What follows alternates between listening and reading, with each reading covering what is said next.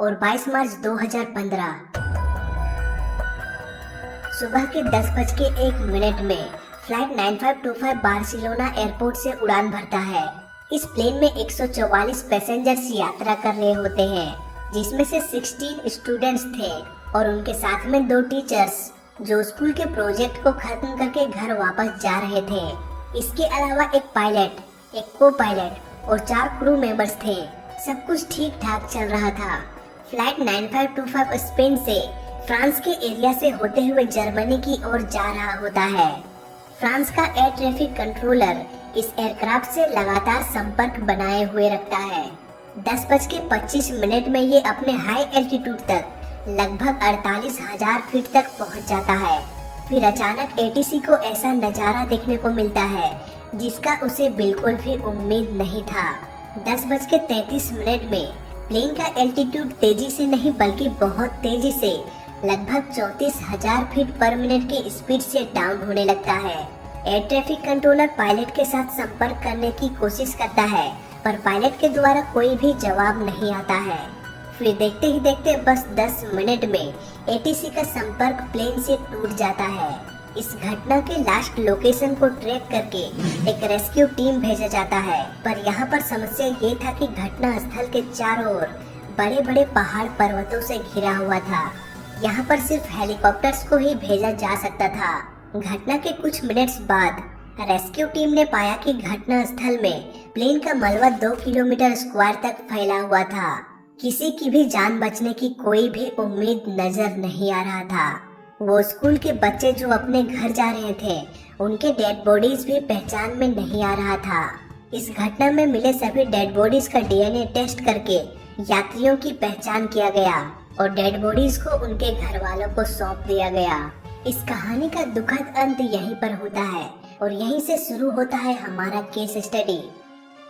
जब भी कोई प्लेन हादसा होता है तो उसकी गहराई से छानबीन किया जाता है, ये पता लगाने के लिए नहीं कि इसके पीछे दोषी कौन है, बल्कि ये पता लगाने के लिए कि आखिर प्रॉब्लम कहाँ था, किस वजह से प्लेन हादसा हुआ था, ताकि फ्यूचर में ऐसे हादसों को दोबारा होने से रोका जा सके। बात करें फ्लाइट 9525 की, तो ये एयरबस A320-211 का मॉडल था। इस प्लेन का ग्लाइड रेशियो 17/1 है। प्लेन का ग्लाइड रेशियो क्या होता है, इस टॉपिक पर हम ऑलरेडी डिस्कस कर चुके हैं और उस वीडियो का लिंक आपको डिस्क्रिप्शन में मिल जाएगा। एयरबस A320 का ग्लाइड रेशियो 17/1 है, यानी कि प्लेन अगर 100 फीट नीचे आता है तो प्लेन 1700 फीट आगे की ओर भी जाएगा। जिस वक्त प्लेन आउट ऑफ कंट्रोल हो गया था, उस वक्त प्लेन का एल्टीट्यूड 48,000 फीट था, यानी कि प्लेन लगभग 6 लाख फीट ग्लाइड कर सकता था। पर फ्लाइट 9525 के इस ग्राफ को देखें तो प्लेन सीधे सिर्फ 10 मिनट में ही जमीन से टकरा जाता है। 6 लाख फीट ग्लाइड करना तो दूर की बात है। दोस्तों, प्लेन का विंग्स प्लेन को उस वक्त भी ग्लाइड करने में मदद करता है जब प्लेन में फ्यूल खत्म हो गया हो, या किसी वजह से इंजन में आग लग गया हो, या इंजन फेलियर ही क्यों ना हो गया हो, ये प्लेन उस हालात में भी ग्लाइड कर सकता था। बात करें एयरबस की, तो जब भी किसी वजह से प्लेन का इंजन फेलियर हो जाता है तो प्लेन में इलेक्ट्रिसिटी सप्लाई बंद हो जाता है और ऐसे में पायलट अपना कंट्रोल खो सकता है। ऐसे कंडीशन में RAT यानी कि रैम एयर टरबाइन हेल्प करता है प्लेन में इलेक्ट्रिसिटी जनरेट करने में। फ्लाइट 9525 आसानी से ग्लाइड करके अपने आसपास के रनवे में लैंड कर सकता था। इस प्लेन के साथ एग्जैक्टली क्या हुआ था, इसका जवाब सिर्फ ब्लैक बॉक्स ही दे सकता था। इन्वेस्टिगेशन की टीम इस ब्लैक बॉक्स को खोजने में लगा हुआ था। घटना के 6 सप्ताह बाद कॉकपिट वॉइस रिकॉर्डर ने दिल दहला देने वाले खुलासे किए, जिस पर लोगों का यकीन करना भी मुश्किल हो रहा था। फ्लाइट 9525 के साथ हुई ये घटना कोई टेक्निकल फेलियर नहीं था, बल्कि एक सोचा समझा साजिश था। इस प्लेन को 34 साल के कैप्टन पैट्रिक उड़ा रहे थे। इनके पास 6000 घंटे प्लेन उड़ाने का एक्सपीरियंस था और वो लगभग 10 सालों से प्लेन उड़ा रहे थे। वहीं अगर हम बात करें 27 साल के को पायलट की, तो इसने बस 1.5 साल पहले ही ज्वाइन किया था और इसके पास सिर्फ 630 घंटे प्लेन उड़ाने का एक्सपीरियंस था। फ्लाइट 9525 के उड़ान के 30 मिनट तक सब कुछ ठीक चल रहा होता है। प्लेन अपने हाई एल्टीट्यूड तक बिना किसी प्रॉब्लम के पहुंच जाता है। उसके बाद पायलट प्लेन को ऑटो पायलट मोड में सेट करके कॉकपिट से बाहर वॉशरूम चला जाता है। इस वक्त प्लेन का पूरा कंट्रोल सिस्टम को पायलट के हाथों में होता है। को पायलट कॉकपिट के डोर को अंदर से लॉक कर देता है। पायलट बाहर से इस डोर को ओपन कर सके, इसके लिए पायलट को कुछ कोड्स दिया जाता है जिसे इंटर करके कॉकपिट के डोर को ओपन किया जा सकता है। लेकिन यहाँ पर प्रॉब्लम ये था कि इस कोड को कॉकपिट से डिसेबल भी किया जा सकता है। को पायलट ने न सिर्फ प्लेन के डोर को अंदर से लॉक किया बल्कि इसके इलेक्ट्रिक लॉक सिस्टम को भी डिसेबल कर दिया ताकि बाहर से कोई भी इस डोर को ओपन ना कर सके। प्लेन का पायलट लाख कोशिशों के बाद भी कॉकपिट के डोर को ओपन नहीं कर पाया।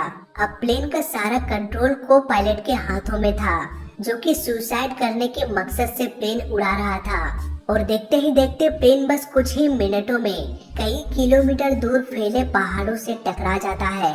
इस घटना के छानबीन से ये पता चला कि ये एक सुसाइड केस था।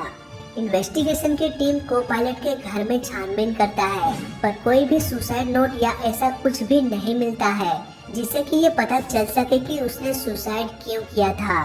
को पायलट का एक बड़ा सबूत मिला उसके कंप्यूटर और टैबलेट में। इन डिवाइसेस के सर्च हिस्ट्री को छानबीन करने के बाद जो नतीजा सामने आया वो हैरान कर देने वाला था। को पायलट पिछले कुछ दिनों से मेंटली डिस्टर्ब था और उसके लिए ये इतना बड़ा प्रॉब्लम बन चुका था कि मरने के अलावा उसके पास और कोई भी रास्ता नहीं बचा हुआ था।